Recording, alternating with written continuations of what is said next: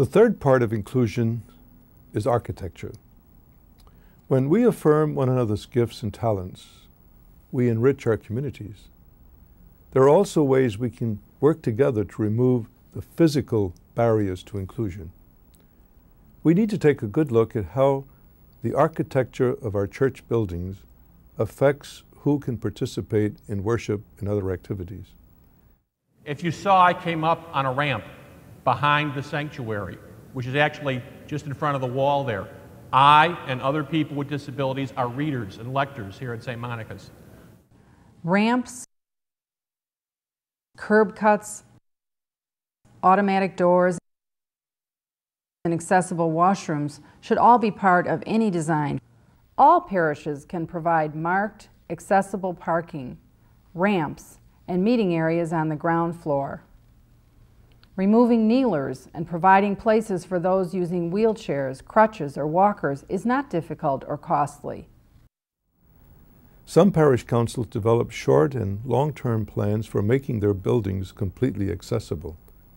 Then they create short and long-term fundraising strategies to raise money for work that may be needed. There's a misconception out there that if you make something accessible, somehow it's just not the same thing. It's not equally as pretty. It has to be different or odd. People with disabilities are your best consultants. They're the people who are going to use the church or any other religious facility. And I want you to hear this very well, because the question finally is not how can we help people with disabilities, which is a good question, but a much more important question is how can we allow people with disabilities to give their spiritual gifts to us and call us to conversion, call us to wholeness, call us to love. That's the question. You believe? You see what I'm saying? That's the real question. How can we allow people with disabilities to call us to love? You have to take the first step. Anytime you enter into anything that's new or unfamiliar, there's always going to be that hesitation, and there's always going to be the possibility of finding any excuse possible.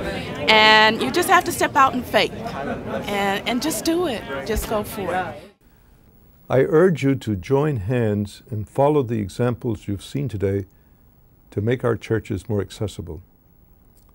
As Mother Teresa said, we can do no great things, only small things with great love. One person alone can't change the world. However, each one of us has the power to do small things with great love. Together, these small things can add up to monumental change. Being is more important than doing. Your life and my life is an interruption of eternity. Just a little interruption. Life is an opportunity to say yes to God's eternal love. The big sweep from eternity to eternity with this short interruption that we call yes, and we can say yes to God, in which we can form community, and we can be a sign of hope to the world.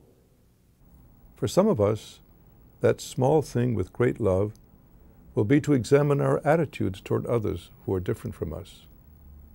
For others, the small thing will be a pledge to reach out to a person with a disability, to say good morning to the man without sight who often sits alone in a back pew, to shake hands with the woman who comes to church in a wheelchair, to ask that your church move the adult and youth group meetings to a room that's accessible to all. For all of us, the task must be to remember that God created each one of us as an individual human being, each with his or her own unique mind, body, and spirit. Each of us has abilities and gifts. Each of us has disabilities and vulnerabilities. I can personally attest to that. Each of us seeks fulfillment in wholeness, and we firmly believe that God calls each of us to wholeness. For that reason, we welcome all people to our churches, so that together we may open hearts, open minds, and open doors.